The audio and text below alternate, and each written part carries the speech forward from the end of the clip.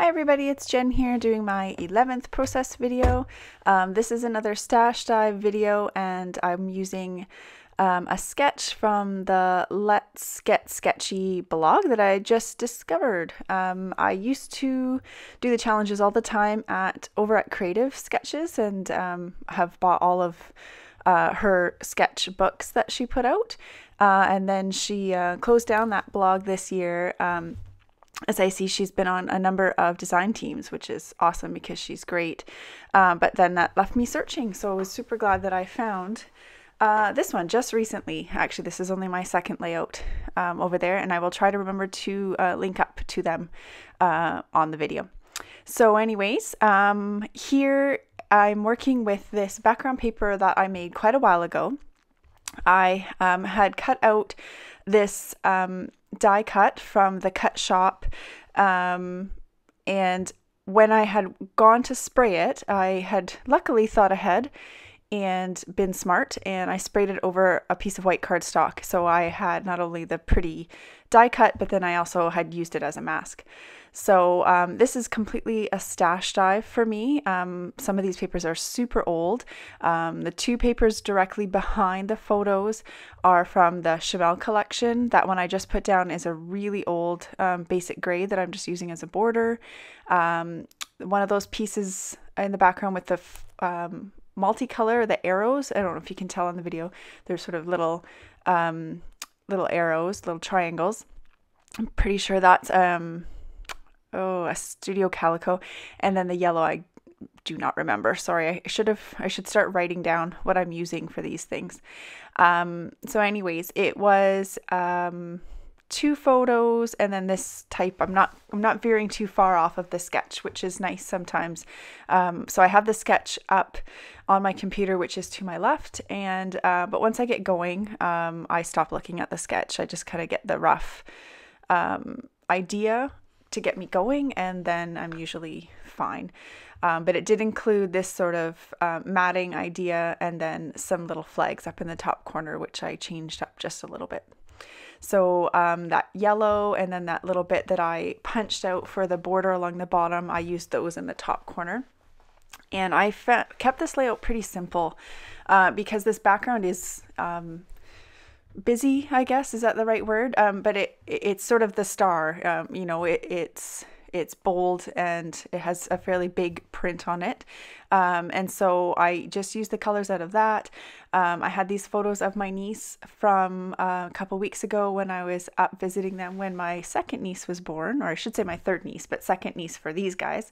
And they were perfect colors to go with this sheet of paper, which I've actually had sitting out for probably 2 months. Because I really loved it, but you know, just the way that it is, it needed to go with the photos, and so I thought it worked really well with these photos that I took of my niece. So I've put that together, and then what I've decided is because this background is the way it is, it just needed softening just a bit. So I'm just using some white gesso, just basically around. You'll see I'm going to pull that cluster back in to see if I have this big enough, just to soften it just a bit, to draw your eye just a little bit more in towards the photo rather than the background, which is beautiful. But for me, scrapbooking is about the photos. So I very rarely scrapbook with really tiny photos unless I'm using a whole bunch of them. And I want the photos to be the focus for the layout. So while the background is beautiful, I don't want that to take away from the story or from the photos. So I thought this white gesso was a good way just to tone it down just a little bit, bring your attention in a little bit more towards those photos without covering it all up. So I thought that was a good compromise. So I've already stuck that cluster together off camera, and now I'm just going to be working on the embellishments. So, yeah, I just used those two little flags that I just hand did myself. And then while I was gone, I pulled out a bunch of the stuff from the Chamel collection. And I'm just going to go through it here. Hopefully it doesn't take too long. I've sped up the video. And my niece just turned 2 at the end of February. And so I've pulled out some of those 2s.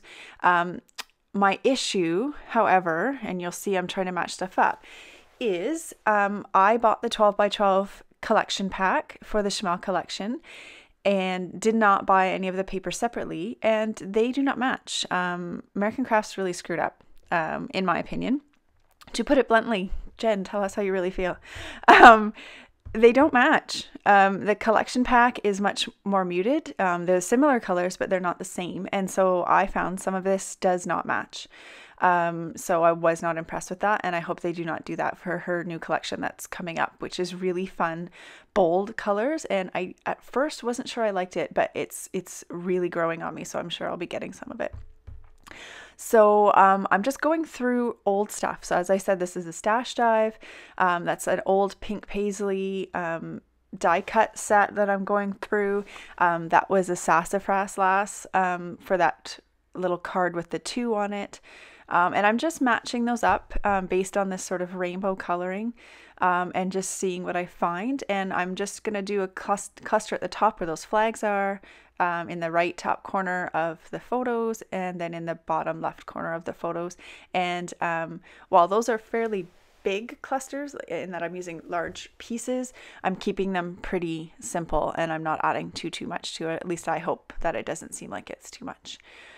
So here I've pulled out a little gray scalloped circle, just because I had pulled out that lovely, it's black. And then there's a gray bit on that yellow tag and on that little viewfinder that I pulled. So I felt like I needed to pull some of that color up to that top corner, or it looked really weird in that, I had black, dark gray in the 2 other spots and nothing up at the top. So here I'm just, I keep all of my embellishments on these book rings in a large, close to my heart container on top of my IKEA cart, my I don't know if I'm saying it right, the Raskog carts. And I plan on doing a little video of my room if people are interested at some point, and I'll show you what I mean. But I keep them all on the book ring so that it's really easy to flip through. You can see it right on the top there. And they're all standing upright in that container. And then if I go to a crop, I can just pull the dividers out and lay everything down and it still all fits. And then I just take the container to a crop. It's awesome. So yeah, I'm just going through and looking at colors, deciding what I want, and I'm just looking at specific colors right now. So I believe, and sorry I'm off camera there, you can see I have my little pieces of washi tape to try to keep me in camera, and I must have moved the camera when I turned it off. So I think I'm in camera and I'm not. But I pulled a little green date tag just to pull a little bit of that sort of minty green color up to the top, and hopefully I come back within camera. I think I'm gonna have to stop my audio here because it looks like one of my videos didn't come in properly and I'm gonna have to restart that. But for right now, I'm just sticking things down because I'm fairly happy with the placement. And here I stick that in there. I'm gonna change my mind, I think, and pull it up, and I'm gonna, yeah, see, and I decide I'm gonna pop that up instead of tucking it underneath because I want you to be able to read the writing that "You are fabulous" on there. So I'm going to pop it up and just use up a little bit of the white space in the top of that photo without taking away anything. And I like that little tube, brought a little bit of the yellow down to that bottom corner. Again, emphasizing that she's 2, not quite her birthday, but she's very 2. I hadn't seen her in person for a really long time, and so it was awesome to actually get to interact with her rather than sometimes we see her on FaceTime and that's about it. She's just so 2. So she's putting words together, and I like to say you can hear the little brains thinking while they're trying so hard to come up with new words that they've never said, or put words together in sentences, or just the little things that 2-year-olds do. My youngest is now almost 11, and I love this age, so it was really fun to see my niece like this. Maybe not always fun for her parents, but for me, in that I get to go home and I'm not dealing with her 24/7. The things that probably annoy the heck out of them are super cute to me. So yeah, it was really fun. This collection pack I'm going through here, oh gosh, I can't remember it. It was in my head while I was talking and it's totally gone again. It's a relatively new one from, I want to say Pink Paisley. I hope I'm right. Oh gosh, it's totally gone. Sorry. So here I've pulled out a couple little pieces, just trying to pull some of the colors that were missing. And I'm actually on the floor, I remember pulling out a tag to go right here. And I'm actually going to stick my journaling there because I didn't have a ton I needed to say. And I didn't want to detract from the background by writing on it. Yeah, so there's a little tiny tag that's too small. I'm actually going to pull a bigger tag right there. Yeah, and it's going to get tucked underneath. Oh, I cut it a little bit. It's going to tuck it. And then I'm just going to write my little bit of journaling on there. And then stick that, and that says 2 as well on there. So I was pulling a little bit more of the 2 in the blue into there and making it a cluster of odd numbers with 5 things, because that's what I like to do, 3 or 5 or whatever. I like to keep it an odd number. Okay, so I will be back. I gotta fix this video.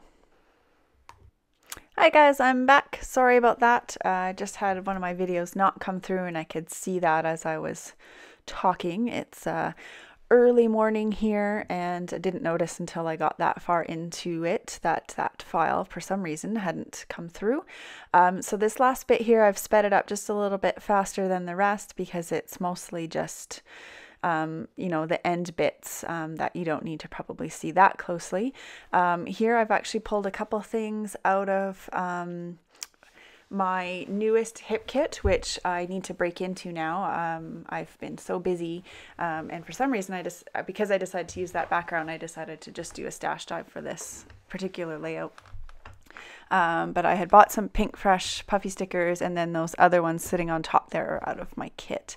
So I'm just using those to add a little bit extra to these 3 clusters, and here I'm just pulling out a little heart, and then for these little wood hearts I actually do cover them with a little bit of gold paint as well. So I think you might not see that till the photos. And then I actually covered that with a little bit of Wink of Stella to make them a little bit sparkly just so they matched. So here I just added the date, and I'm using my pink Chamel pen to just add a little bit of journaling about these photos, but not a lot. Mostly they're just cute. So that was all I wanted to say. And then, of course, if you've watched my videos before, here's some gold Heidi Swapp Color Shine. Just love it. Getting to the end of that bottle, but getting a new one. So I went to show you, and then I decided, oh, yes, I realized I wanted to put some twine on that tag because it looked kind of naked.